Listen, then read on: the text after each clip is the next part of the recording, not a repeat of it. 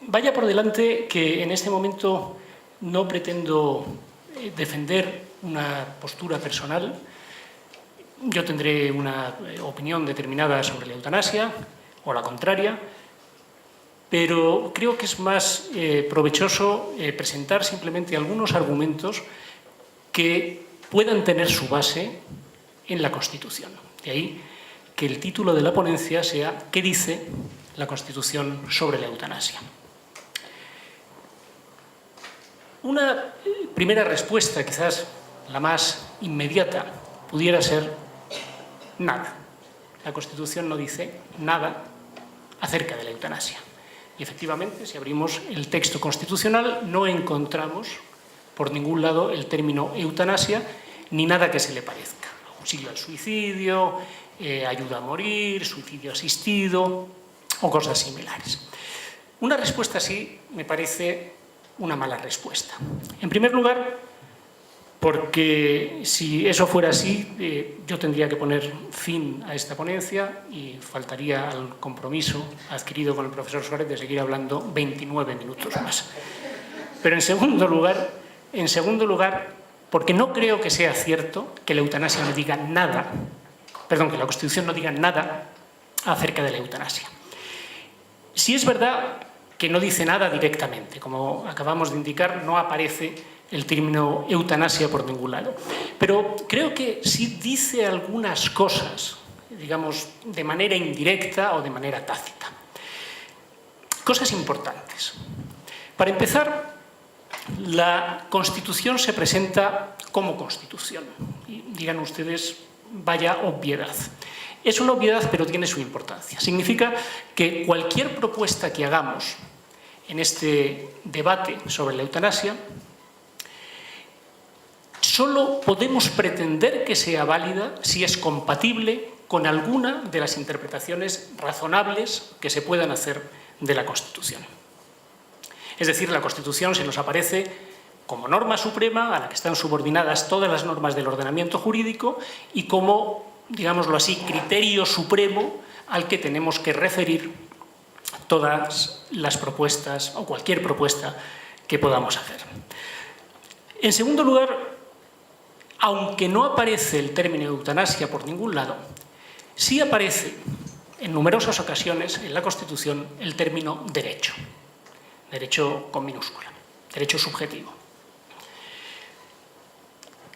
Parece razonable pensar que si la eutanasia tiene alguna posibilidad de ser permitida, esa posibilidad vaya por la vía de los derechos. Es verdad que a veces se autorizan comportamientos sin conceder derechos, simplemente concediendo una mera libertad, pero no es menos cierto que la forma más sólida, la forma más firme de permitir un comportamiento es concediendo un derecho. En el caso de la eutanasia, la situación se complica porque no vamos a encontrar ni en la Constitución ni en cualquier otro cuerpo legal ningún derecho a matar a otro. Entre otras cosas, lo que se dilucida en la eutanasia no es la situación de la persona que muere, la situación del sujeto pasivo, sino la actuación que tiene el sujeto activo. Y no vamos a encontrar, decía, ningún derecho que ampare esa actuación del sujeto activo. Así que, en todo caso, lo que podríamos encontrar sería un derecho del sujeto pasivo a morir, o a la muerte digna, como queramos llamarlo, del que se podría enganchar el comportamiento del sujeto activo como una forma de ayudar a ejercer un derecho a otra persona. Así que la pregunta con la que empezaba esta ponencia, ¿qué dice la Constitución sobre la eutanasia?, se podría reformular de la siguiente manera. ¿Existe en la Constitución un derecho a morir o un derecho a la muerte digna, o como queramos llamarlo? Para desarrollar la respuesta a esta pregunta, partamos de una noción de derecho discutible, como casi todo en filosofía, que es la siguiente. Entiendo por derecho una norma en la que se establece que un determinado estado de cosas debe ser, por encima de cualquier otra consideración, si el titular así lo quiere, o si el titular del derecho así lo decide. Es decir, un derecho involucra una idea de libertad enlazada a una idea, digámoslo así, a la idea de que está mal que otros me impidan el ejercicio de esa libertad. En el ámbito jurídico, no solo en el ámbito jurídico, pero desde luego en el ámbito jurídico se han distinguido los derechos con variados criterios, entre otros con el criterio de la importancia. Todos los derechos protegen estados de cosas que se consideran valiosos, que se consideran buenos para los seres humanos, pero hay determinados derechos que protegen estados de cosas extremadamente valiosos para los individuos. Se habla a veces de necesidades básicas. Esos son los derechos que se han llamado derechos humanos, derechos fundamentales, en fin, con varias denominaciones. Y a estos derechos se les ha dotado de unas características que los otros derechos no tienen. Se dice que son universales, que son absolutos, inalienables, irrenunciables, etc. No vamos a entrar a analizar, por supuesto, estas características, pero sí quisiera decir algo del carácter irrenunciable de los derechos. Si partimos de la noción que acabamos de indicar, la idea de la noción de derecho, quiero decir que acabamos de indicar, la idea de un derecho irrenunciable es una contradicción en los términos. Si un derecho involucra una idea de libertad enlazada a esa idea de que está mal que me impidan ejercer esa libertad, se tiene que asumir que el titular del derecho puede no querer acceder a ese estado de cosas protegido. Si un derecho significa, si tener un derecho significa que un estado de cosas debe ser si el titular así lo quiere o si el titular así lo decide, se tiene que aceptar que el titular pueda no querer que ese estado de cosas sea. Porque lo contrario, es decir, si un derecho significara que un estado de cosas debe ser si el titular así lo quiere, siendo así que el titular no puede no quererlo, eso ya no es un derecho, sino que es un deber. Si el derecho queremos que siga siendo derecho, tenemos que aceptar que en la noción de derecho se involucra la decisión del titular de no acceder a ese estado de cosas. Puestas así las cosas, podemos volver a la pregunta que nos hacíamos: ¿existe un derecho a morir, un derecho a la muerte digna en la Constitución? No, desde luego, de manera expresa, no en esos términos, pero podríamos pensar que existe algún otro derecho del que se pueda deducir un derecho a morir. Uno de los candidatos más firmes a ser ese derecho es el derecho a la vida, del que ya ha hablado la compañera antes. Se ha dicho frecuentemente: si tengo derecho a la vida, entonces tengo derecho a la muerte o tengo derecho a morir. Me parece que es una mala manera de argumentar. No porque el derecho a la vida sea irrenunciable. Como acabamos de indicar, todos los derechos, también el derecho a la vida, es renunciable en el caso de que exista ese término, que lo ignoro. Pero bueno, todos los derechos, también el derecho a la vida, puede ser objeto de renuncia por parte del titular. No se trata tanto de eso, sino de que la inferencia lógica está mal elaborada. De un derecho no se puede deducir el derecho para lo contrario. De una libertad sí. Suponiendo que yo pudiera conceder derechos y libertades, le podría decir a alguien: tiene usted libertad para salir de esta sala. Puede usted salir de esta sala. Y una réplica coherente de esa persona podría ser: si puedo salir de esta sala, puedo quedarme. Porque lo contrario es insostenible, es una contradicción. Si puedo salir de esta sala, pero no puedo quedarme, no es que pueda salir de esta sala, es que me veo obligado a salir de esta sala, no me estás dando una libertad, me estás imponiendo un deber. De una libertad se deduce la libertad para lo contrario. Con los derechos no funciona así. Si yo le concedo a alguien un derecho a salir de esta sala, le estoy diciendo, puedes salir de esta sala y nadie te lo puede impedir.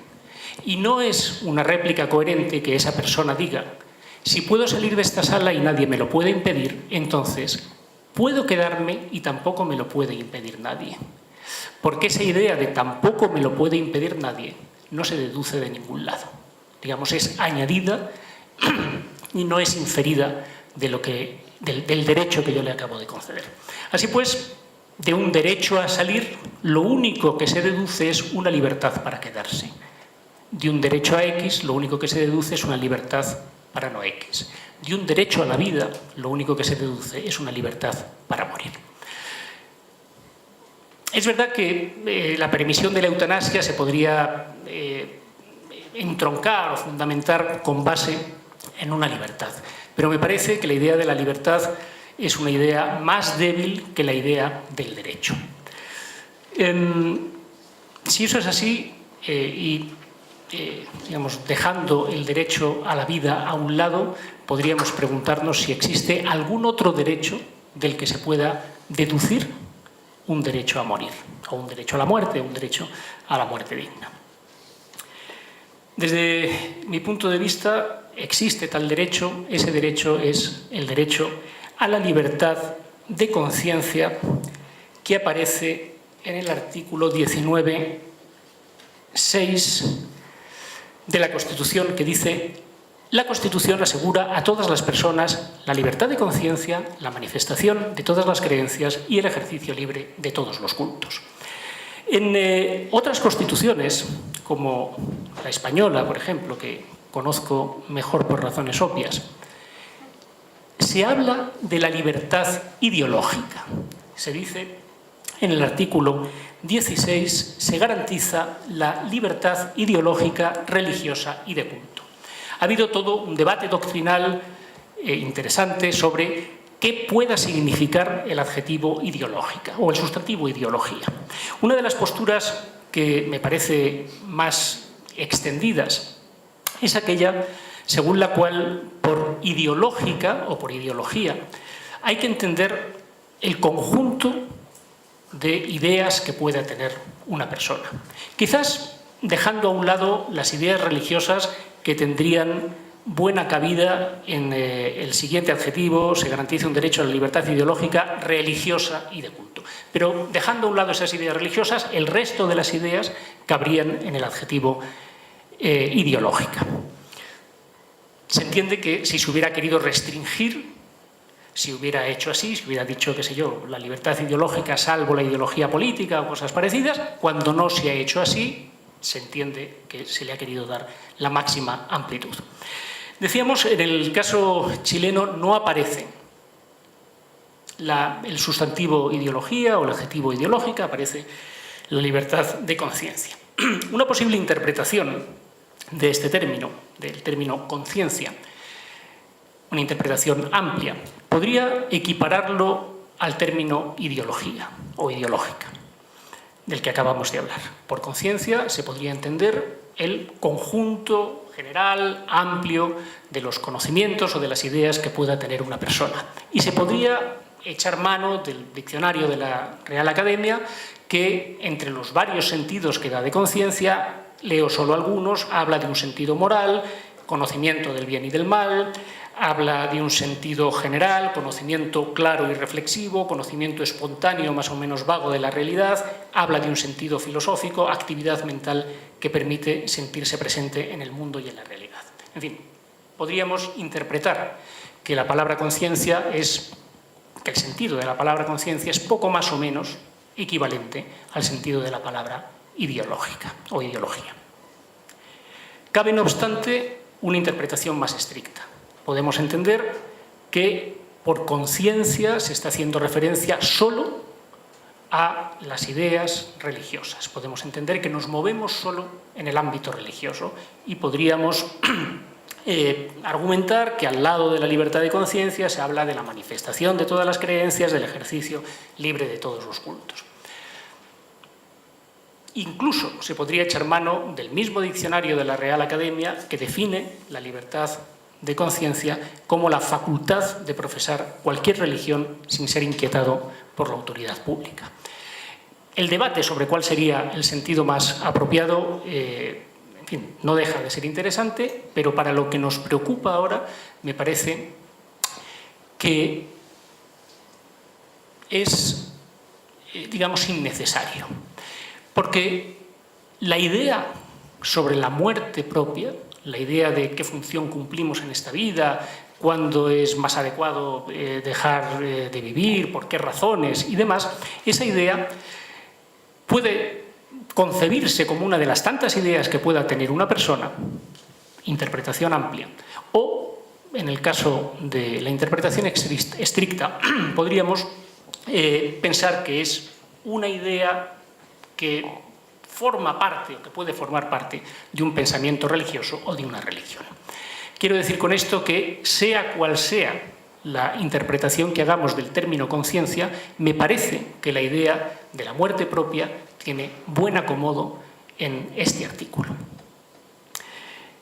Si esto es así, lo interesante de este artículo es que esa libertad de conciencia, ese pensamiento libre, esa ideología libre, como queramos decirlo, ese derecho a la libertad de pensamiento, por llamarla así, no tiene sentido si no se asume una dimensión práctica.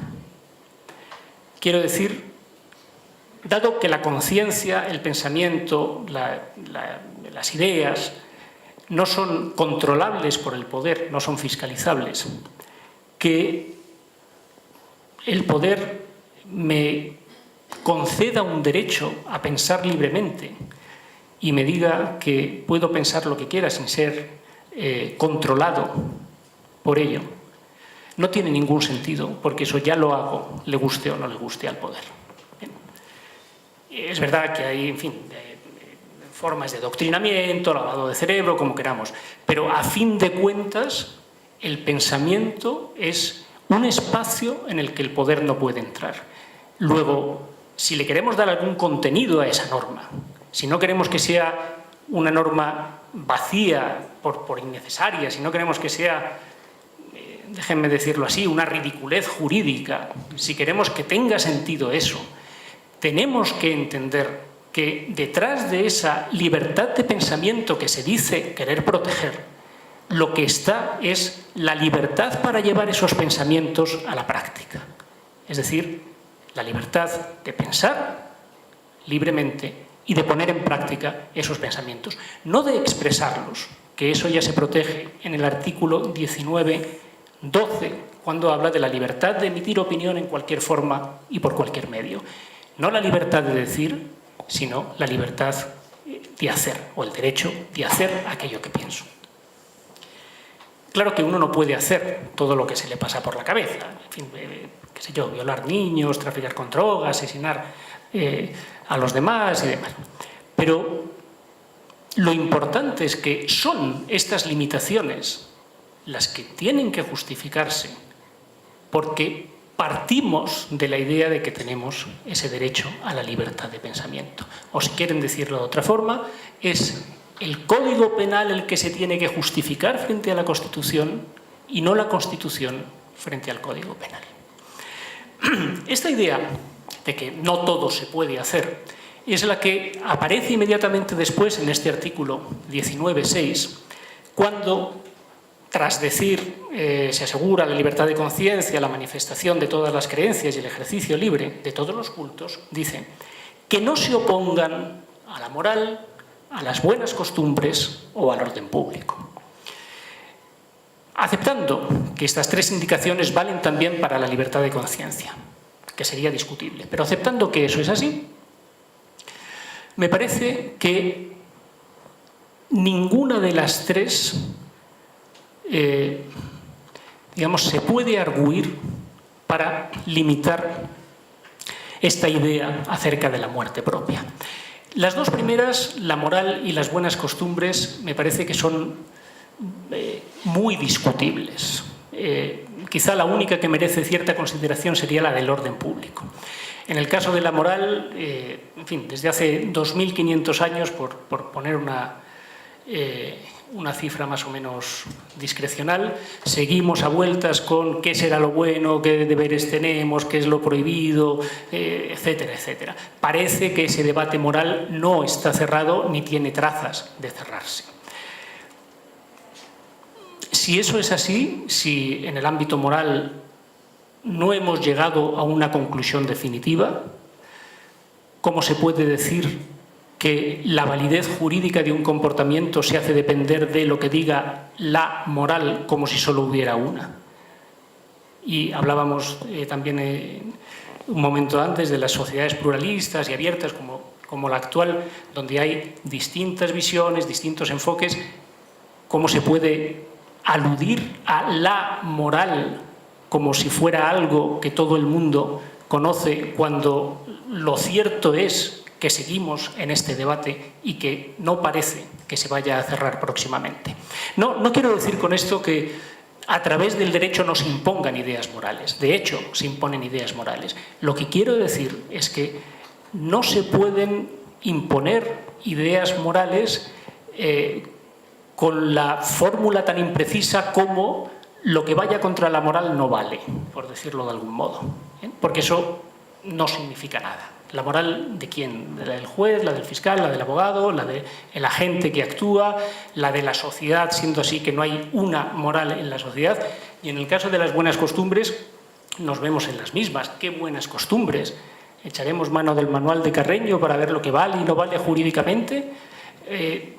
Insisto, no digo que no se puedan imponer, como de hecho se imponen determinadas costumbres a través del derecho, pero se hace mediante normas que establecen con cierto grado de precisión qué es lo que se puede y lo que no se puede hacer.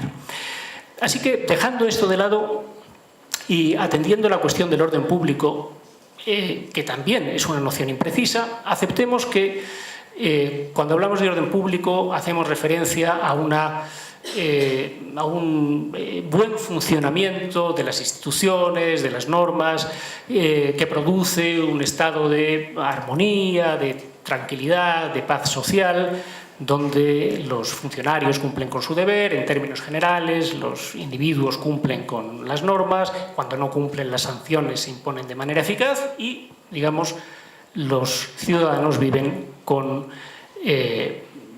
ausencia de temor y sin angustia.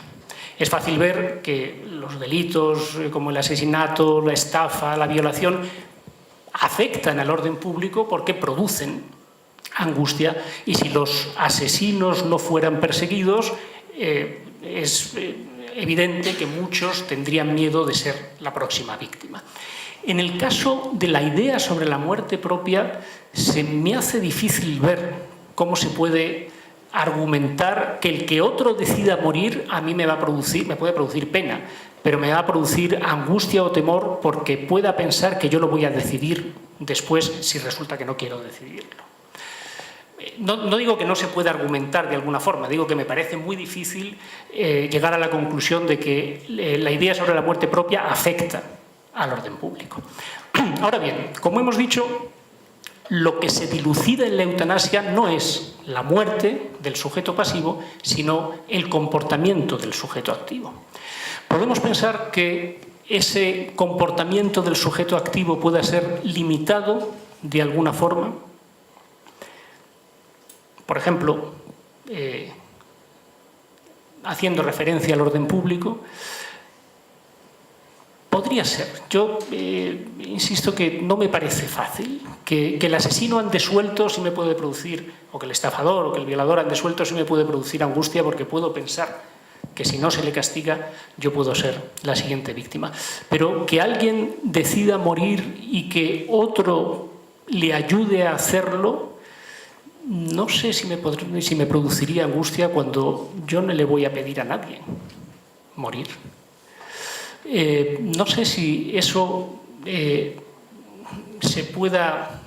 si eso pueda afectar al orden público, a un clima de tranquilidad o de paz social. Bien es cierto que tenemos experiencias de otras situaciones en las que se impide la ayuda de terceras personas. Se permite a las personas hacer algo, pero se impide que otros les ayuden. Por ejemplo, los concursos de pintura, las carreras de atletismo, los combates de boxeo. ¿Bien? Y hay buenas razones para hacerlo así, porque lo que se pretende es, como objetivo es evaluar la destreza manual o la resistencia física o la fuerza. Y si otros ayudaran a esas personas, no se llegaría a ese objetivo. Estamos en un caso así, en la eutanasia. No digo que se intente evaluar la capacidad de alguien para darse muerte a sí mismo, pero podríamos pensar que hay algún objetivo que sería inalcanzable si permitiéramos la ayuda de un tercero.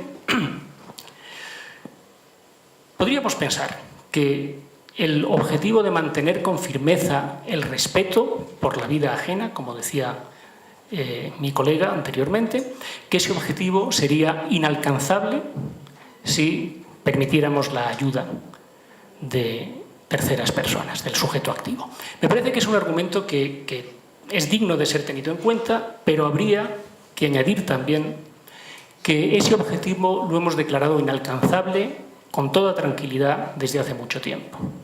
Hay situaciones, legítima defensa, fuerza mayor, caso de guerra, en el ámbito médico, donde se permite matar, dejar morir o incluso se establece como deber que el soldado mate a cuantos más seres humanos mejor.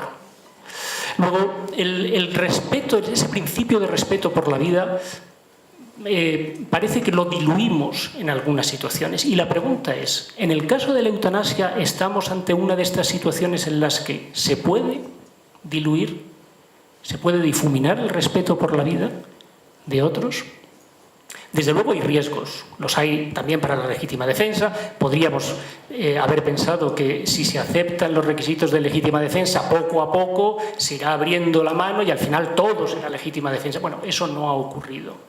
O podríamos pensar que si se acepta la legítima defensa, todos los homicidios acabarán siendo legítima defensa. Eso no ha ocurrido.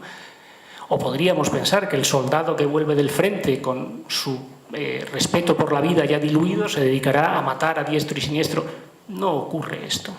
O que los médicos que firman órdenes de no reanimar por la mañana aprovecharán por las tardes para asesinar a sus pacientes porque ya tienen la idea del respeto a la vida difuminada. No ocurren tales cosas. La pregunta es, en el caso de la eutanasia, ¿podemos asumir ese riesgo y podemos controlarlo de alguna manera? Por cierto, esto la Constitución no lo contesta. Digamos, esto es materia del debate. Y yo creo que es la pregunta fundamental. Y añadido a esto, y para terminar, aunque lleguemos a esta conclusión, aunque lleguemos a la conclusión de que tenemos ese derecho a la libertad de conciencia, que ese derecho nos permite poner las ideas en práctica, que eso permitiría que otros nos ayudaran a ejercer ese derecho, aunque podamos llegar a la conclusión que acabo de decir, eso nada dice acerca del conjunto de titulares de ese derecho. Quiero decir, se puede afirmar todo esto y, a renglón seguido, decir, a pesar de todo, nadie puede ejercer este derecho porque se necesitan unas determinadas competencias que nadie ha demostrado tener cuando pide la muerte o cuando decide morir. Pudiera ser. Sería cuestión de discutirlo. Pero una cosa es partir del derecho a la libertad de conciencia y después poner las limitaciones que creamos necesarias y razonables, incluso hasta llegar a hacer un conjunto de titulares vacío. Y otra cosa muy distinta es conseguir un conjunto de titulares vacío negando que tengamos derecho a la libertad de conciencia. Esto segundo es lo que creo que no se puede hacer porque la Constitución nos garantiza esa libertad en el artículo 19.6. Bueno, con esto termino y damos paso al debate. Muchas gracias.